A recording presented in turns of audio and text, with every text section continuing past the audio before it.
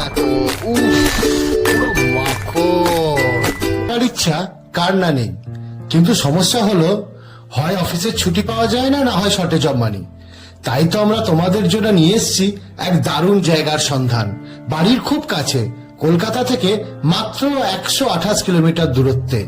সকালে গিয়ে বিকেলে ফিরে পড়তে পারো। জায়গাটা হলো বাঁকুড়া জেলার জয়পুর জঙ্গল। জঙ্গলের মধ্যে মা ভবতারিণীর মন্দির দর্শন করার পর বেরিয়ে পড়ুন সেকেন্ড ওয়ার্ল্ড ওয়ারের টাইম ব্রিটিশদের বানানো একটা রানওয়ে। গ্রামের মানুষ এই জায়গাটাকে চাতাল নামেই চেনে। দারুণ জায়গাটা কিন্তু।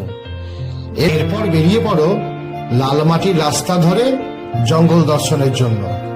চারিদিকে ঘন জঙ্গল, মাঝখানে লালমাটি রাস্তা।